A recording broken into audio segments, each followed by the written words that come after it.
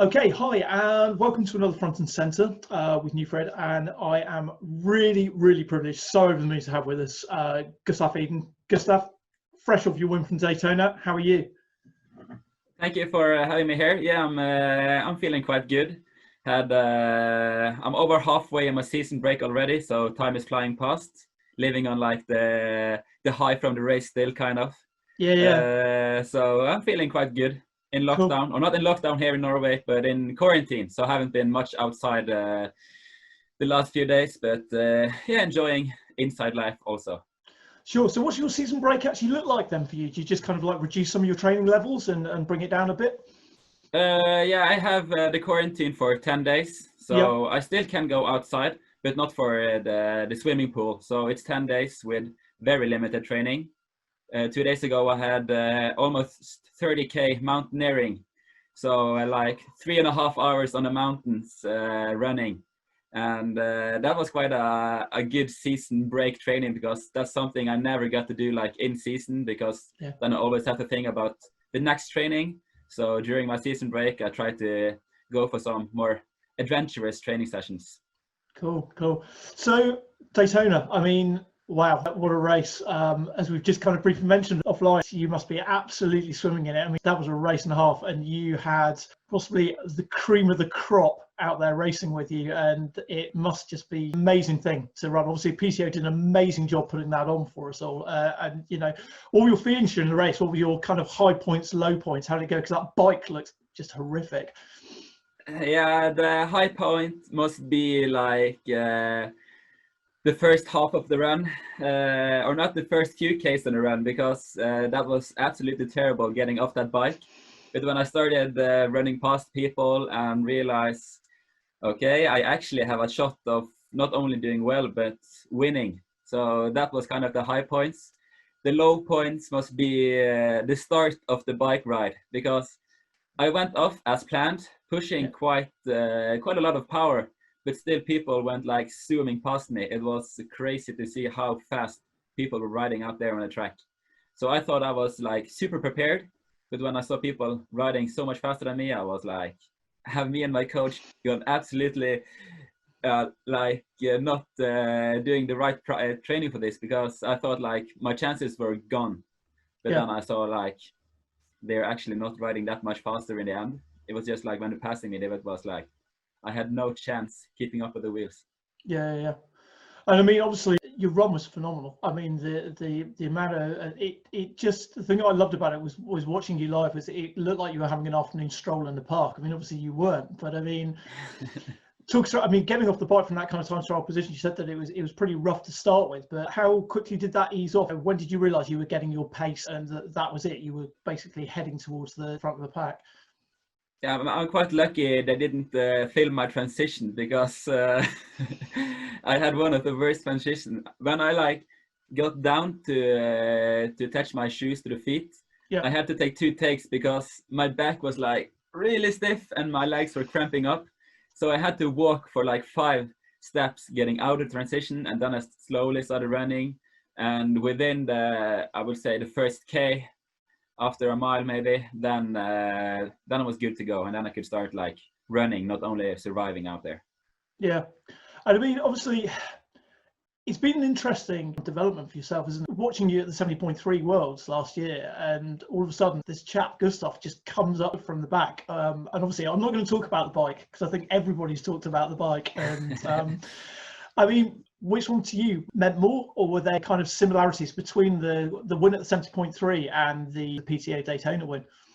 Yeah, there are actually quite different feeling. Going into this, I knew this course was made for me. Like Yeah. it was so perfect, that bike course, because I'm really good at the technical downhills and everything. So that if I was going to win one course like in the 7.3s, that would be it. Like it was made for me. So my confidence going into that race were much higher like than what my odds on the betting sites were. Yeah. So I knew like I had a really good shot of winning.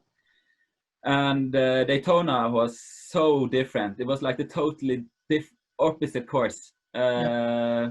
So even though I had cemented myself as one of the best half distance athletes out there, I knew if I was able to pull off both a Nice win and a Daytona win, which like you couldn't find any more different courses, then like I'm actually a really, really strong athlete.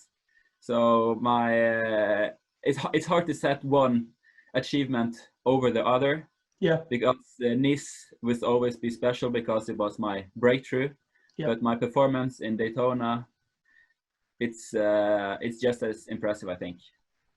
Sure. So I mean, obviously you've got the bike speed.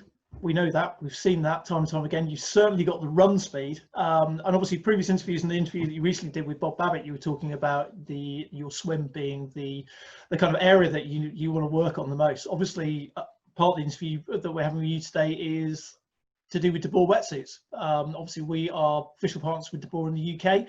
You're a De Boer athlete. How do you feel that De Boer has actually helped your swim technique? Have you found that it's given you more confidence in the water or greater speed?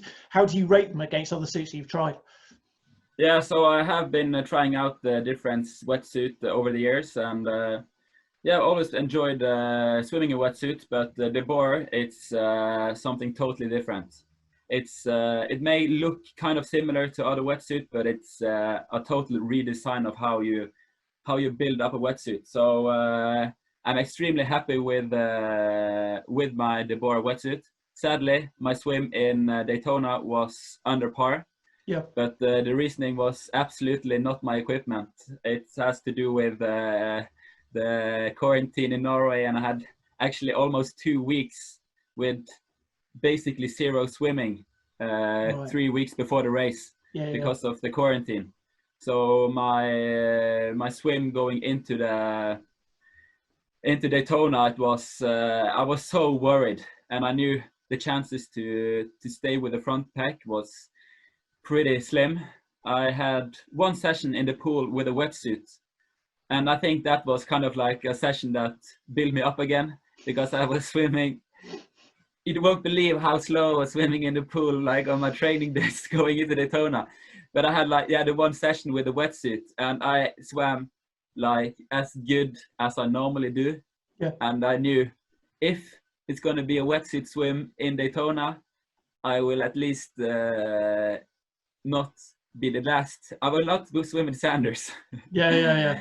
So I was extremely happy when I saw like the temperature was dropping towards the race, because I was like worried it could be a non-wetsuit swim, but luckily the temperature dropped in Florida and it was a wetsuit swim. So then it made me a bit more confident in the race.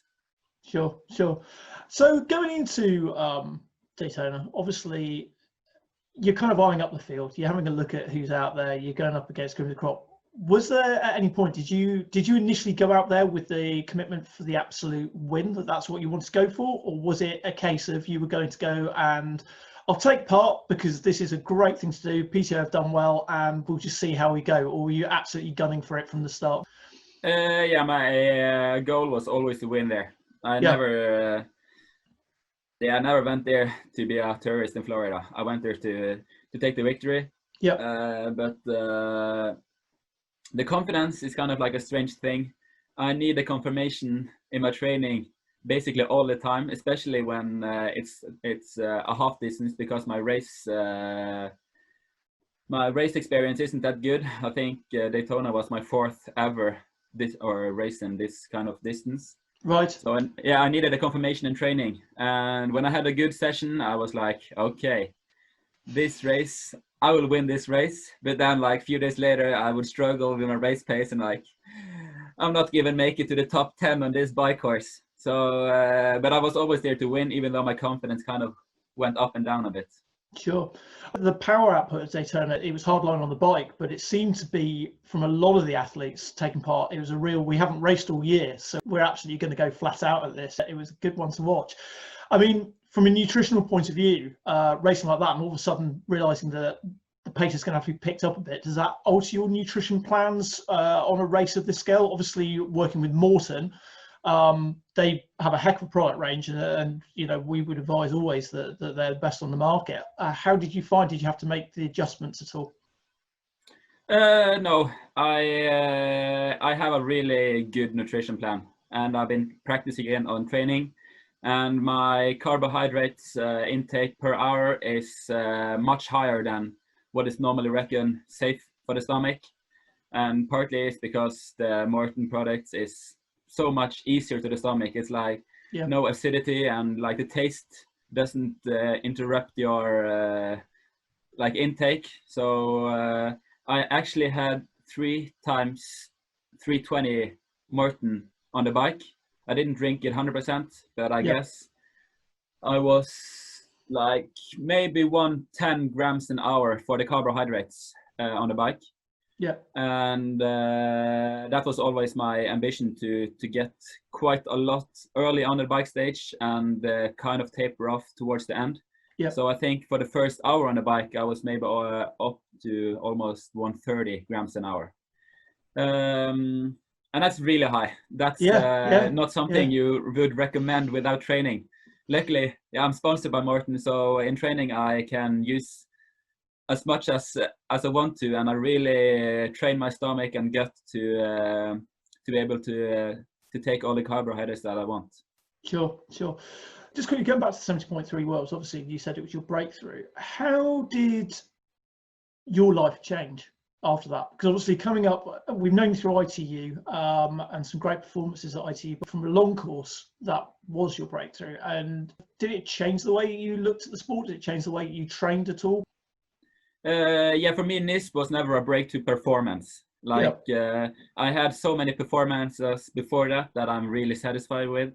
Like the week before in Lausanne, I think that was just as a good a performance. Yeah. So the performance in itself it was not breakthrough, but for sure the publicity, the sponsor market, like everything around it, that was 100% a breakthrough. Yeah. And it really, really changed my market value and everything. And I was aware enough during my victory interview that I mentioned that I didn't even have a bike sponsor. So like the day after on Instagram, I had like DMs from all the big brands, and I had like, I could choose from basically every sponsor out there because I wasn't signed with anyone, not even like the wetsuit sponsor. I wasn't signed with any nutrition sponsor. I had no sponsors going into the race. So it was like, from that point of view, it was absolutely life-changing. So I'm so happy that I signed with my manager, like basically the week before. I met him for the first time in Lausanne. Right. And he said to me, yeah, you are a stellar athlete, but you're just breaking like top 10s overall in the World Series. So even though you're a good athlete, it's going to be really hard for me to find any like good deals and partners. But then a week later, I really made his job much easier. Oh, Chase, I love the fact, I think I saw an interview once that you said that your brother was halfway around on the course and he shouted at you, keep going, your Instagram followers have just gone up by 700. Yeah. So that was, I think I went from like 7,000 to like almost 30,000 followers just from the Nice race. And most of the followers were from Taiwan because of this random hat I was wearing. Yeah. So that's also a life-changing story, the whole Taiwan event. And yeah. Because you found that hat, didn't you? Lying around on the floor. Yeah, that story is like, it's so unbelievable, but I found this random hat on the ground, in the dirty side of the road in Japan, started wearing it. I wore it in Nice. It went viral in Taiwan, and suddenly I was like a superstar over there. And I have like this temple over there that people come to, not worship me, but worship the hat. It's not about me. It's more about like the story around the hat. So yeah, it's really cool. So next plans for you, I take it Olympics and Kona. Yeah. So now everything is focused on the Olympics.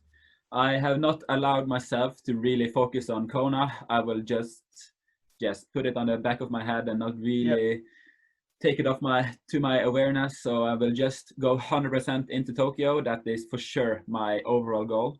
Yep. And just prepare all my energy to Tokyo. And then we'll see about Kona after that. Yeah, I mean, it's going to be hopefully quite a year next year. Hopefully everything will come back online.